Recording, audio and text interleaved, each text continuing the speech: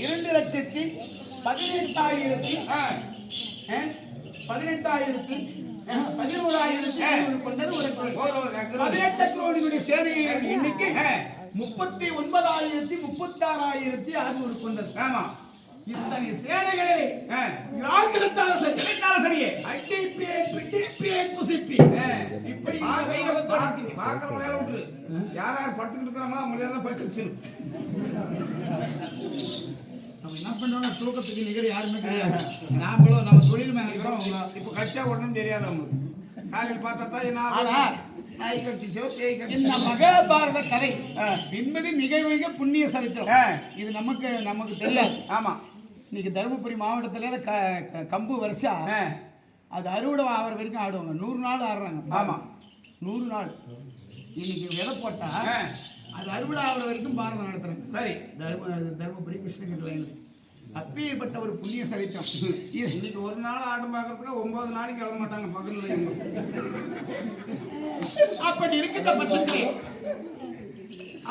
பட்சத்துல இந்த கதையை பார்த்து தெரியுமா, இன்னைக்கு பொருளா வந்து ஃபேன் ஓடாது, வீட்டுல பார்த்தா ஃபேன் போடணும்.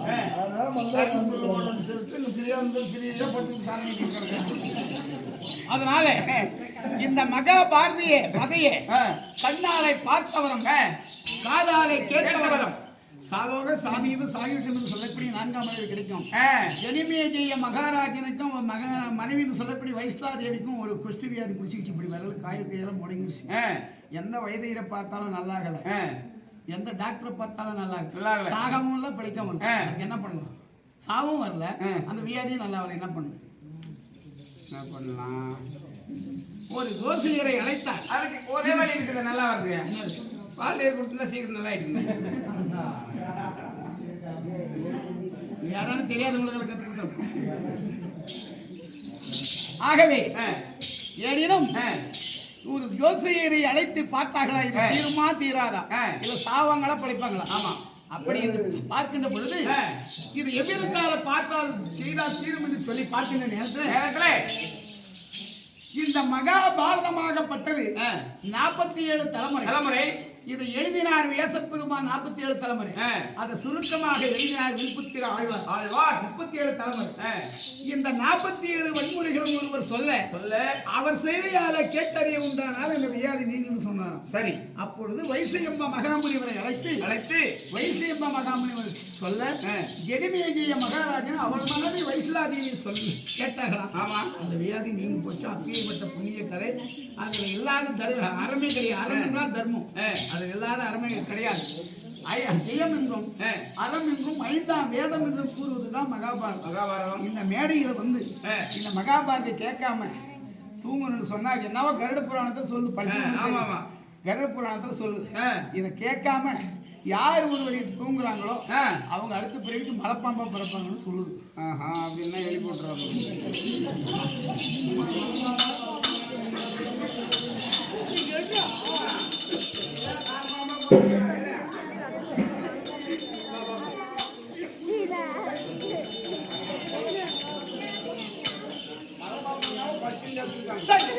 அதனால இந்த தினத்தில் நான் காட்டுக்கு போக வேண்டும், வேட்டையாட வேண்டும், பிடிக்க வேண்டும்.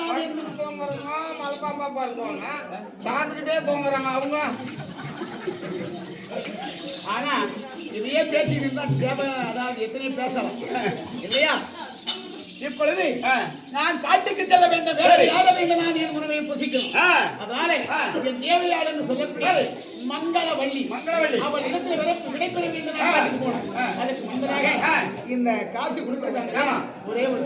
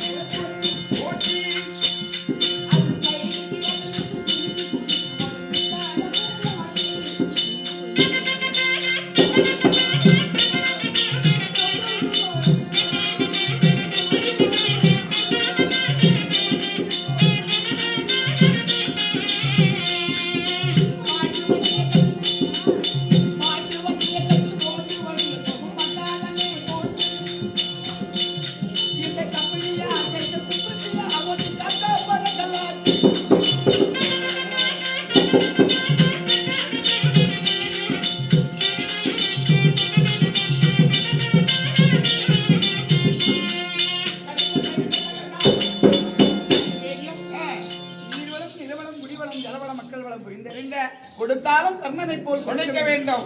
ஆனா ஒரே ஒரு சின்ன ஒரு இந்த மகாபாரதத்துல ஒரு கிளைக்கதை அதை சொல்லிடலாம். ஆகையினால துரியோதனன் சேர்க்க பிறந்தான், கர்ணன் கொடுக்க பிறந்தான். அவன் கையிலே தனரேகை, கர்ணனுடைய கையிலே தானரேகை. சரி, அவன் என்ன எப்படி இருக்கு பாரு. ஏன்டா நாம சம்பாரிச்சு வைக்க இவன் தான் இவன் கொடுத்து வள்ளல் என்று பேர் வாங்குறானே, அதே தான சத்திரத்தை கட்டி நாம கொடுத்தா என்ன, நாம கொடுத்தா என்ன அப்படின்னு சொல்லிட்டு இவன் ஒரு தான சத்திரத்தை கட்டினான் துரியோதனன். கட்டணம் கொடுத்துனே இருக்கான். சரி, சூரியன் உதயத்தில் இருந்து உச்சி பொழுது வரும் வரையில் வாரி வாரி கொடுத்துன்னு வரான். ஆமா, சரி உன் என்ன எப்படி இதை பார்க்கலாம் சொல்லி ஆண்டவன் என்ன பண்ணாரா, ஒரு பெரியவரா வேஷம் போட்டுன்னு, பிராமண வேஷம் போட்டுன்னு, சரி ஒரு பொத்தில் கம்பளி மேல போட்டுன்னு, ஆமா வராரு. யோ பெரியவரே, உனக்கு என்ன வேணும்? வாயா, கண்ணகிட்ட போது எங்கிட்ட நான் கொடுக்குறேன், என்ன வேணாலும் கேளு நான் கொடுக்குறேன். சரி சரி, மழை ஒரு மாசமா விடாத பேஞ்சின்னு இருக்குது. நான் ஏகம் பண்ணணும், சிவ பூஜை பண்ணணும். காஞ்சி கட்டை எங்கேயுமே இல்ல. இந்த காஞ்சி கட்டை இருந்தா கொடுத்தீங்கன்னா நாளைக்கு நான் ஏகத்தை முடிச்சு சரி நான் புக் அதாவது வந்து புக்தி அடைவேன் அப்படின்னு சொன்னார். சரி உன் கழிவு இருக்குது, புத்தி இருக்குது, அறிவு ஞானம் இல்ல. ஒரு மாசமா மழை பெய்யுது. ஆமா, இந்த காஞ்சி கட்டை எங்க கிடைக்கும்? எங்க கொடுக்க போயா வெளியே, மழை விட்ட பிறகு வாயா கொடுக்குறேன். ஆமா அப்படின்னு சொல்லி துஷ்டித்தானா துரியோதனன். சரி சரி சொல்லிட்டியா? ஆமா அப்படின்னு சொல்லி நேரா கர்ணன் கிட்ட போறாரு. சரி, கர்ணன் கிட்ட போனா, ஐயா வாங்க. இவன் பெரியவரே என்ன, ஐயா வாங்க, உங்களுக்கு என்ன வேண்டும்? ஒரு 1/2 கிலோமீட்டர் தூரம் போகும்போது அன்போடு ஆசையோடு பண்போடு உபசரிக்கிறான். கண்ணன் உபசரித்த உடனே மேடையை அமர்த்தி, உங்களுக்கு என்ன வேண்டும் சுவாமி, என்ன பொருளை யாசிக்க வந்திருக்கீங்க அப்படி என்று கேட்டாராம். சரி ஐயா, ஏகம் பண்ணணும், மழை ஒரு மாசம் விடாமுயற்சி பெய்து, காஞ்ச கட்டை இல்ல, எங்கேயும் கிடைக்கல. துரியோதன கிட்ட போனேன் இல்லைன்னு சொல்லிட்டான். ஆமா, உங்ககிட்ட ஏதாவது இந்த காஞ்ச கட்டை இருந்தா கொடுங்க. ஆமா அப்படி என்று கேட்டாராம்.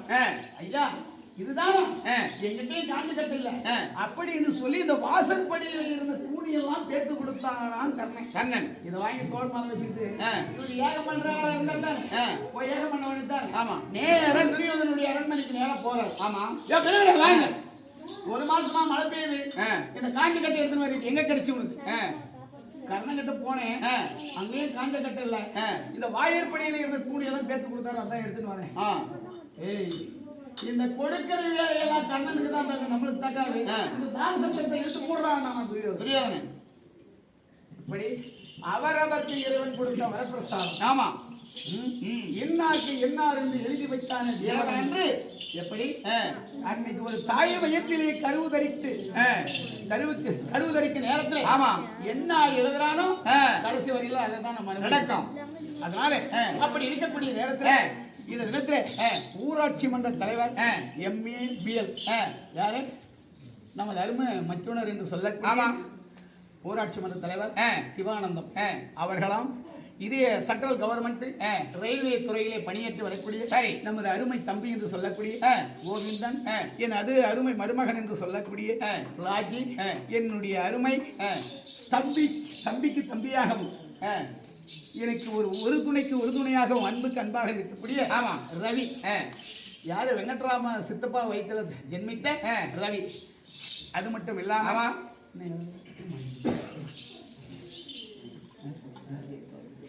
அப்படி எனக்கு அனைத்து உள்ளங்களும் நன்கூடை அளித்திருக்கிறார்கள்.